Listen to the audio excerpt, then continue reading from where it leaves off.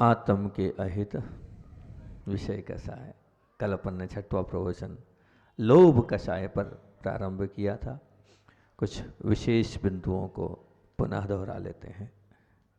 कल अपन ने प्रारंभ करी थी बात विपुल संपत्ति, अकुत समृद्धि, असीमित सत्ता, अगणित शक्तियाँ, इनमें से यदि कुछ भी हमारे पास है तो हमें इतना ही याद रखना है, ये हमें किसके लिए, मत के लिए नहीं, मदद करने के लिए मिली है। फिर उसके बाद हमने 3 व्यक्तित्व आपके सामने रखे थे और तीनों व्यक्तित्व के उदाहरण भी आपके सामने रखे थे कि पहला व्यक्तित्व था और हमने आपसे पूछा था आप कैसे हैं। अपने आप को तोलो इसमें, अपने आप को समझो इसमें कि हम कहाँ तक कितना इन बातों में अपने आप को फॉलो अप कर पा रहे हैं। तो मैंने कहा था मेरे पास जो कुछ भी है, मेरे पास जो कुछ भी हो वो जगत के उपयोग में आ जाए। आपके ऐसे भाव हैं कि दुनिया के पास जो है वो मेरा हो जाए, ऐसे भाव हैं। आप समझ लें आपके कैसे भाव है।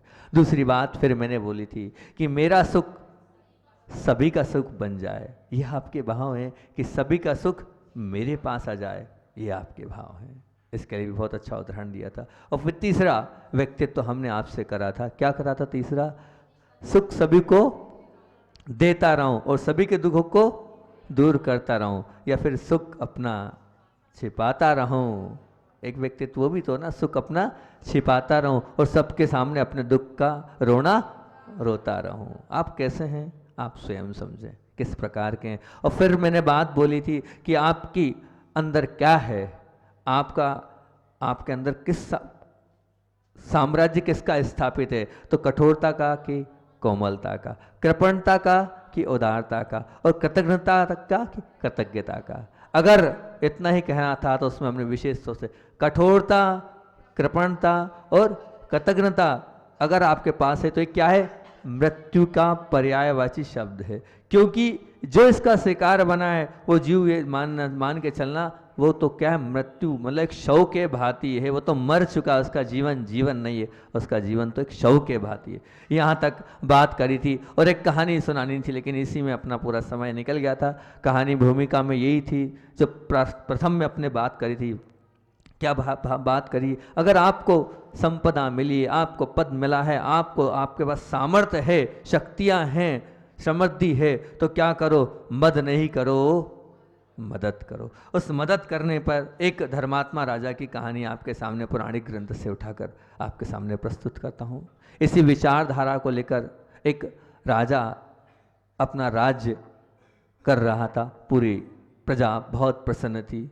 वह जब भी आता था राज दरबार में, जो मांगना है सो मांगो, याचकों को कोई वो मनाही नहीं थी, जो चाहिए वो लो। और खुले मन से राजा अपने भावपूर्वक अपना जो कोषा था वो खोल दिया उसने और सब देता जाता था। बस आप तो मुंह से मांगो क्या चाहिए, सब कुछ उसके दरबार में मिलता था। दैनिक ये कार्य चलता रहा, लेकिन मंत्री तो मंत्री होता है, मंत्री को विकल्प हुआ ये सब प्रतिदिन दान करते जाएंगे तो एक दिन तो ये राज्य का पूरा कोष समाप्त हो जाएगा। आगे क्या होगा, मुझे तो किसी न किसी तरह राजा को समझाना पड़ेगा, मुझे तो किसी न किसी तरह राजा को समझाना पड़ेगा कि जहाँ आवश्यकता हो, बहुत आवश्यकता हो तो दान किया जाए, अन्यथा ऐसे में तो पूरा कोष खत्म हो जाएगा। और बड़ी विनयपूर्वक, क्योंकि राजा से तो विनयपूर्वक ही बात की जा सकती है, कुछ कहा जा सकता है, बड़े लोगों से तो बिल्कुल अपने विनय की जहाँ कमी होगी तो फिर तो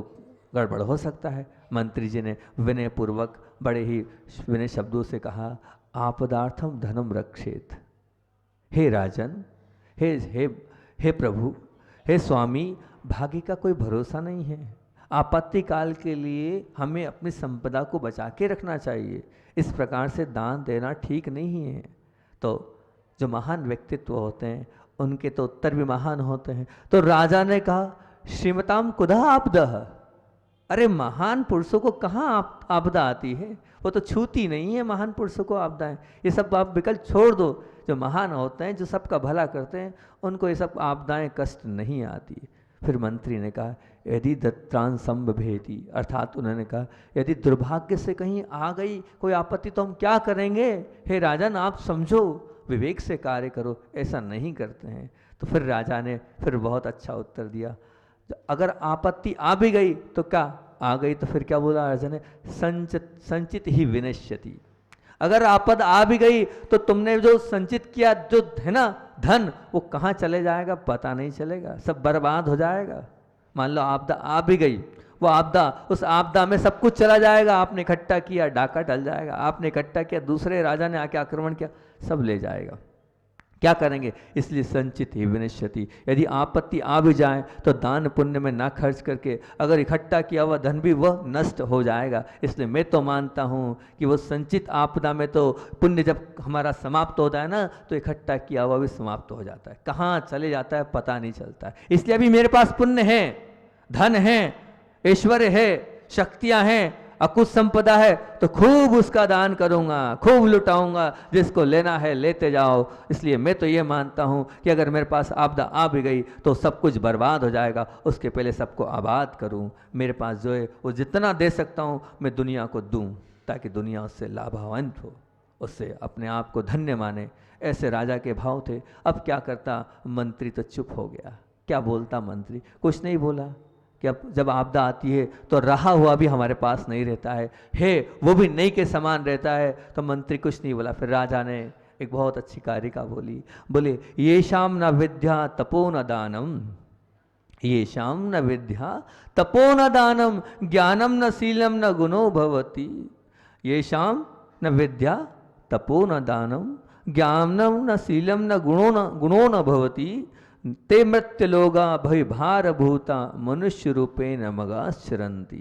क्या बोल रहे हैं यहाँ बोल रहे हैं जिन मनुष्यों के पास ना तो उत्तम विद्या है ना, ना व्रत है, ना उपवास है, और ना ही उपवास करने की खूब ऐसे सामर्थ्य शक्ति है, ना सत्कार्य करने में धन का वो सदुपयोग कर रहे हैं, ना ही वो अपने ज्ञान का न शील का उपयोग कर रहे हैं, न विवेक का उपयोग कर रहे हैं, और वो जो न धर्म है वो इस पृथ्वी पर कैसे हैं, भारभूत हैं। कैसे हैं, भारभूत हैं। और क्या बोल रहे हैं, मनुष्य रूपे न मगश्चरंती, वो मनुष्य रूप में है तो लेकिन वो पशु तुल्य जीवन जी रहे हैं। जिनके पास संपदा है और संपदा का वो उपयोग नहीं कर रहे हैं, तो ये मान के चलना वो क्या पशुवत जीवन जी रहे हैं। उनका तो जैसे पशु जीवन जीता है वैसे ही। इसलिए ये विकल्प मत करो कि संपदा आगे क्या होगा, अभी है उसका उपयोग कर लो, जो है उसको लगा दो। ये धन का कोई भरोसा नहीं, कब नष्ट हो जाए, कब समाप्त हो जाए। ये जो लक्ष्मी है ये चंचल, इसको क्या कहते हैं पता है आपको, इसको उपमा दिए, लक्ष्मी चंचल है। जैसे बंदर होता है ना, वो एक डगाल पर नहीं बैठता, कभी इधर कभी उधर, कभी उधर कभी उधर। तो लक्ष्मी को चंचला लक्ष्मी कहा जाता है। इसलिए अगर अभी है ना विचार, कल का मत करो, कल की चिंता मत करो, आप तो बस कर दो। सामर्थ्य है हमारे पास, आप करो, कल की चिंता मत करो। ये भाव राजा के थे, और इस भाव से राजा ने अपनी उन संपदा का हमेशा अपने जीवन में सदुपयोग किया, सबको बांटा। और बांटने से कभी भी ध्यान रखना, बढ़ता ही है, घटता नहीं है, क्योंकि जो बांटा है उससे पुण्य इकट्ठा होगा, और पुण्य ही तो सब कुछ जाने वाला है। मैं बार बार कहता हूँ और हमेशा कहूँगा कि पुरुषार्थ और पुण्य की बात आएगी तो जीत किसकी होगी, पुण्य की होगी। और पुण्य तब इकट्ठा होगा जब हम खुले मन से दान करेंगे, तभी पुण्य इकट्ठा होगा। एक और आपके सामने बात रखता हूँ। बोवनी के समय, बोवनी समझते हो, जब एक जो कृषक होता है वो जब खेत में बीज को बोता है उसको कहते हैं बोवनी।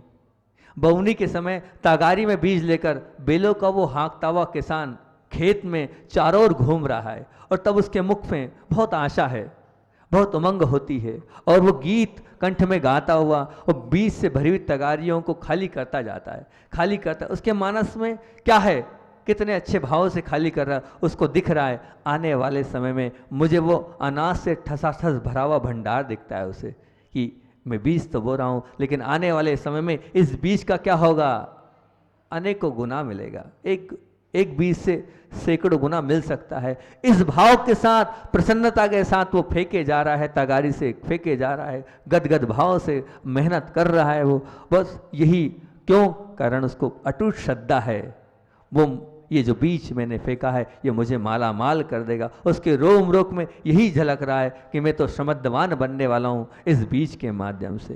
परंतु ये बीज तो एक बात हो गई, एक प्रकार की बोवनी, लेकिन जब दान की बात आती है तो दान के विषय में मनुष्य ये नहीं सोचता कि मैं दे रहा हूँ तो रिटर्न आएगा। उसकी मनोवृत्ति तो दयनीय हद तक कंगाल बन चुकी है, वो किसान के जैसा नहीं है। यहाँ तक हो सके वो दान के जब अवसर आते हैं तो उसको टालने का प्रयास करता है, टल जाए तो बहुत अच्छी बात है, और दान के प्रसंगों को अपने आप दूर कर देता है। नहीं भैया, अपन धीरे से खसक लो, देना ही नहीं पड़े। बोली लग रही है, पीछे के पीछे निकल जाओ, वहीं के वहीं दर्शन करके निकल जाओ।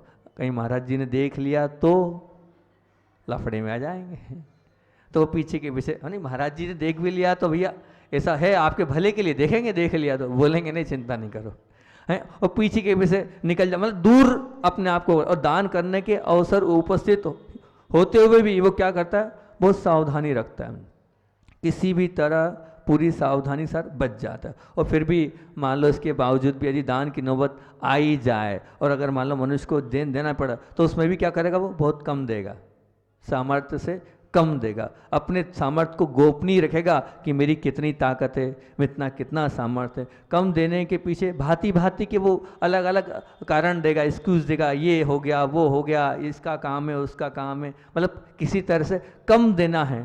और अगर मान लो थोड़ा सा दान वो दे भी रहा है तो उसके बाद देने के बाद भी उसके मन में क्या है, रोते रोते दे रहा है। कैसे दे रहा है, रोते रोते, उद्विग्न चित्त से दे रहा है, उसके मन मसोच कर दे रहा है, वो व्यथित हृदय से दे रहा है। अब बताओ, जो व्यक्ति उद्विग्न चित्त से दान दे रहा है, जो व्यक्ति मन मसोच कर दान दे रहा है, जो व्यक्ति व्यथित हृदय से दान दे रहा है, क्या होगा उसका, कहाँ जाएगा उसका वो दान, क्या पुण्य लगेगा उसको? बताओ, देते देते भी पुण्य नहीं कमा रहा है वो, देते देते भी पाप कमा रहा है वो। संक्षेप से 3 कलंक लगे हुए हैं, इन 3 कलंकों को आप समझना, अपने जीवन में 3 कलंक मत लाने देना, ये 3 कलंकों से आप बच के रखना। पहला कलंक है, जहां तक हो सके दान करना ही नहीं, ये पहला कलंक है दान के ऊपर। कौन सा कलंक, कलंक की बात कर रहा हूं, ध्यान रखना, जहां तक हो सके दान करना ही नहीं। ऐसी मानसिकता आपकी है क्या? ये दान पर कलंक की बात चल रही है, जहां तक हो सके दान करना ही नहीं, ये पहला कलंक है। बचो, दान से बचो, क्या पता सब कुछ ले जाने वाले आए हैं महाराज जी, इसलिए बचो, इससे जितना बचेंगे उतना अच्छा है। तो जहां तक हो सके दान करना ही नहीं, पहला कलंक। दूसरा, करना भी पड़े तो सामर्थ्य को छुपा कर करना, सामर्थ्य से कम करना, दूसरा कलंक है दान के ऊपर। करना भी पड़े मजबूरी में, समाज के उसमें कि देना पड़ेगा, अब क्या करें, सब दे रहे हैं तो मुझे भी देना पड़ेगा, नहीं दूंगा तो ठीक नहीं है, नाक कट जाएगी, रहना तो समाज के बीच में, उसमें भी अपनी सामर्थ्य से कम देना, अपने आप को धोखा दे रहे हो आप सामर्थ्य से कम दे के। तीसरी, दे दिया रोते रोते उसको देना, दे तो दिया, बोल तो दिया, तीसरा कलंक क्या है, रोते रोते करना, दिया तो है लेकिन अब रोते रोते उसको दे रहे हैं। दो, बहुत अच्छी बात है, पर रोते रोते तो मत दो। अब दे दिया है तो क्या, दे दिया है तो पूजन में आता है, दान दे हर्ष विषेखे, अरे दान दे हर्ष विषेखे, लेकिन आपको दान देने के बाद हर्ष कहाँ हो रहा है, आपका हर्ष तो समाप्त हो रहा है। ऐसा दान दान नहीं है भैया, ये दान की जो है श्रेणी में नहीं आएगा। ऐसे दान को आप दान मत मानना। हमें दान देने के बाद अंदर से प्रसन्नता होनी चाहिए कि मेरा धन लग गया है, मैं पुण्यशाली जी हूँ, कि मेरी मेहनत का जो पैसा था वो किसी गरीब के काम आ गया, मेरी मेहनत का पैसा जिनवर के जिनाले में लग गया है, मैं तो बहुत पुण्यशाली जी हूँ, धन्य हूँ मैं, धन्य हूँ मैं, धन्य हूँ। ऐसे भाव से दान देना चाहिए। ऐसे भाव अगर आपके होने तो बहुत बढ़िया है, नहीं तो फिर समझ लेना आप, अगर 3 कलंक लगे, जहाँ तक हो सके दान करना ही नहीं, दान से बचना, दान के रास्ते से अलग हो जाना। दूसरा, करना भी पड़े तो सामर्थ्य से कम करना, करना भी पड़े तो सामर्थ्य से कम करना। और तीसरा, रोते रोते करना, अब कर तो दिया है मजबूरी में, रोते रोते। ये 3 कलंक लगे हुए, इन 3 कलंक से आप कलंकित मत होना। अगर आप सुन रहे हो मेरी बात तो आप लोग इन 3 कलंकों से कभी कलंकित मत होना, इतनी ही भावना रखता हूँ तो समझूंगा कि अपन इतनी बात कर रहे हैं लोभ पर, ये लोभ हमारा समाप्त हो जाएगा अगर आप इन 3 कलंकों से बच गए। और नहीं तो ये आपके, ये ध्यान रखना, अगर ये कलंक आपके जीवन में लगे हैं तो ध्यान रखना, आपका आत्महित कैसे सुनिश्चित हो सकता है, हो ही नहीं सकता आपका आत्महित। परलोक आपका कैसे सुधरेगा? सुधर ही नहीं सकता है। अनादि काल से ये जो मूर्छा के संस्कार है, ये कैसे काट सकते हो आप? कट ही नहीं सकते अगर ये 3 कलंक आपके अंदर लगे हुए हैं तो। बाकी सब चीज़ों के लिए आपके पास पैसा है। अभी कोई दूसरी संपदा खरीदने की बात आएगी तो आप यहाँ वहाँ से इकट्ठा कर लोगे और मकान खरीद लोगे, और अगर कोई खेत खरीदना है खेत खरीद लोगे, कोई दुकान लेना है दुकान ले लोगे। बाकी सब चीज़ों के पास आपके पास एडजस्टमेंट बन जाता है, लेकिन बड़े बाबा के मंदिर की बात आती है तो आपके पास अनेक बहाने आ जाते हैं। आप कितना बड़ा धोखा दे रहे हो बड़े बाबा को। सोचो, बड़े बाबा के भक्त हो, बड़े बाबा को मानते हो, और उसके बाद बड़े बाबा को सीधा सीधा कोरा कोरा धोखा दे रहे हो कि नहीं? बताओ धोखा, बताओ, सच्ची तौर से धोखा दे रहे हो। अभी धोखा आप समझ लो, 3 लोग के नाथ को धोखा देने का फल क्या होगा? आप खुद विचार करना। 3 नाथ के लोग को, 3 लोग के नाथ को आप जो धोखा दे रहे हो, उसका परिणाम आप समझना क्या होगा। एक और अभी है अपने पास समय तो एक और छोटा सा कथानक आपके सामने रखता हूँ।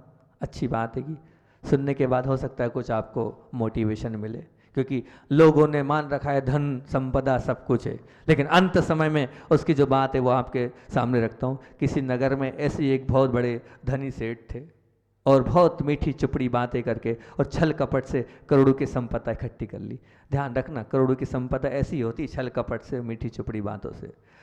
छल कपट से लाखों का धन कमाया, और वो धन अपार था, संपदा अपार थी, पर दान के नाम पर बड़ी कंजूसी थी। भिखारी जब रोटी मांगने आए तो उसे कुत्ते की तरह भगाते थे वो। ऐसे तो उनके भाव थे, चमड़ी जाए पर दमड़ी ना जाए। बिल्कुल बिल्कुल सेठ होती थी ये उनके पर ये वक्तव्य, ये लोकोक्ति। किसी ने उन्हें समझाया, अरे सेठ जी कहाँ ले जाओगे, थोड़ा सदुपयोग करो, उभय दान देने से उभय लोक में सुख मिलता है। उभय लोक मतलब क्या? इस लोक में भी परलोक में भी। थोड़ी संपदा को ढीला करो। वो कहता है तुम सब मूर्ख हो, पैसे की इज्जत होती है, पैसों को समझो।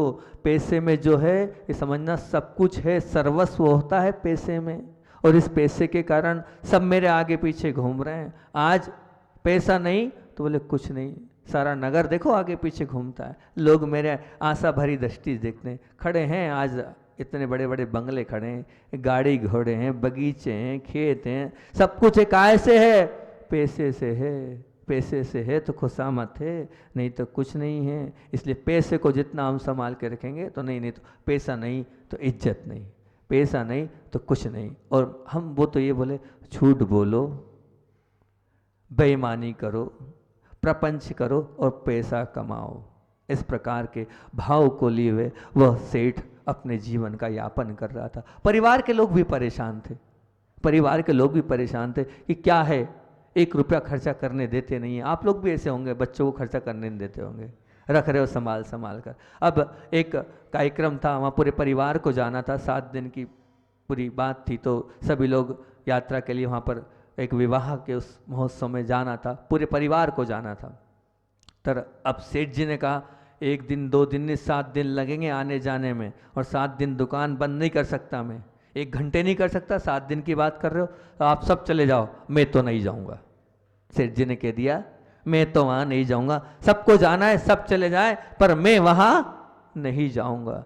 जब ये बात उन्होंने करी, ठीक है कोई बात नहीं, 7 दिन के लिए सभी लोग चले गए। और जब सब लोग गए तो उन्होंने सोचा चलो नीचे तह खाने में चलते हैं, आज तह खाने में देख के आए कितना कैसा किस प्रकार का धन इकट्ठा है। और सेठ जी पहुँच गए नीचे तह खाने में, चाबी खोली, खोलने के बाद अंदर हुए, और अंदर होने के बाद देखा ऐसी बिल्कुल लगी है लड़ की लड़, सोने की ईंटों की, चांदी की, जवाहरात की गड्डी बिछी है। बड़े खुश और खुश मिजाज से वो पूरी धन संपदा को देख रहे हैं। उनको लग रहा था कि सब कुछ मिल रहा है। उनको देखने से, जो भगवान के दर्शन करने से एक भक्त को आनंद आता है ना, वो आनंद विभोर हो जाता है, सब कुछ मिल गया मेरे को। ऐसे ही उनको तो वो संपदा में भगवान दिख रहे थे, परमात्मा दिख रहे थे, और वो बड़ी संपदा को देख के खुश था। निहारते रहा, निहारने के बाद जब मन भर गया, बाहर आने का प्रयास कर रहा है। बाहर आने का प्रयास किया, योग संयोग की बात है कि चाबी बाहर ही लगी रह गई, चाबी बाहर ही लगी रह गई। कमरा बहुत बड़ा था, संपदा बड़ी थी, तो तिजोरी बड़ी थी, तहखाने टाइप से था नीचे। अब वो चाबी बाहर ही लगी रह गई, चाबी बाहर लगी रह गई। अब वो ठोक रहा है, कौन सुनने वाला है? कोई घर में है ही नहीं, सुनेगा कौन। नौकर रखे नहीं थे, उसका विश्वास था घर पे काम करना है स्वयं करो, नौकर वोकर कोई नौकर वोकर नहीं, झाड़ू भी लगाओ स्वयं, पोछा भी लगाओ स्वयं, कपड़े भी धो स्वयं, बर्तन भी मांजो स्वयं।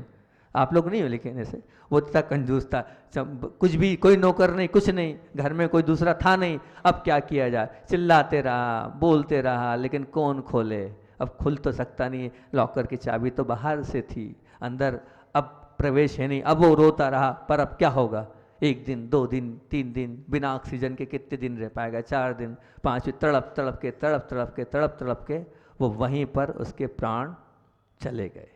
उसी संपदा के ऊपर उसके प्राण औदे मुख पड़ा रहा। अब जब 7 दिन बाद पूरे परिवार के लोग आए, सभी लोग आए, सभी लोगों ने देखा कि पिताजी नहीं है, कहाँ हैं कहाँ हैं कहाँ हैं। पता किया, लॉकर में चाबी दिखी, अरे ऐसा तो नहीं हो, हल्की सी बदबू सी भी आ रही है। देखा तो अंदर पिताजी विद्यमान थे, औंधे मुख पड़े हैं, और एक कागज पर कुछ शब्द लिखे हुए थे, और उस शब्द को आपको सुनने योग्य है। वो शब्द क्या लिखे थे, जो पूरे जीवन का सार उनने लिख दिया था एक कागज पर, वो आपके सामने रखता हूँ। उन्होंने लिखा था, ये लिखा था, झूठ कपट छल बेईमानी का संचय किया हुआ धन मनुष्य को किसी काम नहीं आता है। क्या लिखा था, झूठ कपट छल बेईमानी से संचय किया हुआ धन मनुष्य के कभी काम नहीं आता है, और धन को जिसने सर्वस्व समझा मनुष्य की वो सबसे बड़ी भूल होगी। क्या, जिसने धन को सर्वस्व समझा ये मनुष्य की सबसे बड़ी भूल है। जो व्यक्ति धन का सदुपयोग नहीं करता, वह जो व्यक्ति धन का सदुपयोग नहीं करता, दान पुण्य में नहीं लगाता, निजी स्वार्थ हेतु अपव्यय करता है, वो तो ये समझना वो क्या कर रहा है, वो अपने जीवन को बर्बाद कर रहा है, अपने उस पुण्य को समाप्त कर रहा है। और मुझ जैसा पापी जिसने मेरे जीवन में इस प्रकार का कोई अच्छा काम नहीं किया, मैं कह के जा रहा हूँ कि मेरी ये जो संपदा है, इस संपदा को परोपकार में लगा देना। अब मरने के बाद अब तुम बोल के जा रहे हो कि परोपकार में लगाना, क्या मतलब? पहले तो जीते जी तो कुछ दिया नहीं, और अब मरने के बाद वो गया, लेकिन कह के तो गया, मरते के इतना तो अच्छा मानो, हर व्यक्ति की अच्छाई पकड़ो आप। आखिरी तक उसने ये तो स्वीकार कर लिया कि ये जितना कमाया कोई काम का नहीं, धन को सर्वस्व मत समझना, ये धन तो चला जाएगा, और धन उसका चला गया, धन तो चला ही गया उसके हाथ से। कहाँ वो बांध के ऊपर लेके गया, पर वो धन का लोभी जरूर था। अंत समय में उसने उस लोभ को भी छोड़ दिया। पर आप उससे इतनी तो सीख ले सकते हो कि हाँ, हम अभी अपने धन को छोड़ने को तैयार हैं, जितना हो सके उतना हम दान में अग्रसर होंगे, जितना बन सके। आपकी अपनी खुद की सामर्थ्य आप स्वयं समझे, उस सामर्थ्य से दान करने में कभी पीछे नहीं हटे। एक बहुत अच्छी बात है कि बार बार सुनते थे हम, खाया पिया अंग लगे, खाया पिया अंग लगेगा, दान किया संग चलेगा, और बाकी बचा जंग लगेगा। क्या बोला? खाया पिया अंग लगेगा, दान किया संग चलेगा। जो दान किया है ना वही आपके संग चलेगा, और बाकी बचा जंग लगेगा। तो आपने खाया पिया है वो तो ठीक है, आपके शरीर में चला गया, और आपने जो दान किया है वही आपके साथ जाएगा, और कुछ भी साथ नहीं जाने वाला है, और बाकी बचा जंग लगेगा, यहीं रह जाएगा, सड़ कर खत्म हो जाएगा। इसलिए अपनी लक्ष्मी है, सदुपयोग करो, रुखो मत, और देते जाओ। दोगे तो 4 गुना नहीं 10 गुना बढ़ेगा, बढ़ता ही चला जाएगा। इतना ध्यान रखना। समय अपना हो रहा है, 2-3 मिनट और है। आचार्य भगवान की बात को भी सुनना है ना, कारिका को। पहले एक बार इसको फिर से अपन रिपीट कर लेते हैं प्रमुखता से। आज हमने 3 कलंक की बात करी। इन 3 कलंक को सोचना, ये 3 कलंक आपके जीवन में नहीं आने चाहिए, नहीं आने चाहिए। क्या? जहाँ तक हो सके दान करना ही नहीं, ये अपने को नहीं करना है। करना भी पड़े तो सामर्थ्य को छुपाकर ऐसा नहीं करना है, और रोते रोते मत देना, प्रसन्नता के साथ देना, हमेशा खुश होते हुए देना। और उसके बाद ये वाली जो बात भी ध्यान रखना, जो उस व्यक्ति ने अंत में बोली थी कि झूठ कपट छल बेईमानी से संचय किया हुआ धन मनुष्य के किसी काम नहीं आता है, कभी भी वो कुछ काम नहीं आएगा। और जिसने धन को सर्वस्व समझा, वो मान के समझना मनुष्य की वो सबसे बड़ी भूल है। और अंत में ये जो बात बोली मैंने, इसको भी याद रखना, खाया पिया अंग लगेगा, और दान किया संग लगेगा, और बाकी बचा जंग लगेगा। कल बहुत अच्छी 3 बातों को लेकर आपके सामने हम प्रस्तुति करेंगे, उपयोग, दुरुपयोग और सदुपयोग। इस पे बहुत अच्छा चिंतन है। समय अपना हो गया है, इसलिए यहीं एंड करते हैं। कल हम आपको उपयोग, दुरुपयोग, सदुपयोग की बात करेंगे। आज आचार्य भगवान की बहुत अच्छी कारिका आपके सामने रख रहा हूँ, क्योंकि अपन ने को 10-12 कारिका हैं, 3-4 कारिकाएं और बची है जो गुरु जी की पसंदीदा कारिका हैं। सम सत्तु बंधु बग्गो समसो दुखो प्रशंसनिंद समो समलोट कंचनो पुण जीवित मरणे समो शमणो। यहाँ क्या कह रहे हैं? हे श्रमण, तेरा आभूषण क्या है, तेरा गुण क्या है, तेरे पास कौन सी संपदा है, तेरे पास क्या होना चाहिए? तो बोले समता गुण होना चाहिए। समता गुण है तो तू श्रमण है, अन्यथा श्रमण नहीं है। तो कैसी समता होनी चाहिए? बोले सम संतु बद्ध बग्गो। उन्होंने कहा है कि कैसी समता होनी चाहिए? समता भाव से लीन होना चाहिए। कौन होता है? जो शत्रु में और कुटुंब में सभी में समान भाव रखे। किसमें? शत्रु में भी और कुटुंब मतलब परिवार में भी समता भाव रखे। फिर बोल रहा समसा दुख हो, चाहे वह सुख हो चाहे दुख हो, दुख और सुख में सब में समता भाव रखे, वो श्रमण होता है। फिर क्या कहा उन्होंने? प्रशंसनीय समूह मतलब प्रशंसा में और निंदा में, जहां आपकी प्रशंसा हो रही है वहां भी समता रखो, और जहां आपकी निंदा हो रही है वहां भी आप समता रखो, उसमें आपको द्वेष नहीं करना है। और फिर क्या? फिर बोला समलोट कंचनो, मतलब चाहे सोना हो चाहे लोहा हो, चाहे सोना मिले चाहे लोहा मिले, उसमें भी आपको समता रखना है। और जीवित मरणे समो शमणो, चाहे प्राण अभी जाएं तो और प्राण रुके तो, मतलब ना हमें जीना है ना हमें मरना है, सब में समता होगा तो ही आप सच्चे श्रमण हो। अगर आपको सच्चे श्रवण बनना है तो इस समता धारण करना पड़ेगा सभी में, शत्रु में, कुटुंब में और काय में, सुख में, दुख में और प्रशंसा में, निंदा में और लोहे में, सोने में और जीवन में और मरण में। जिनके पास ये समता है वही सच्चा श्रवण है। इतना ही रखते हैं। बोलिए आचार्य भगवंत विद्यासागर जी महामुनि राज की।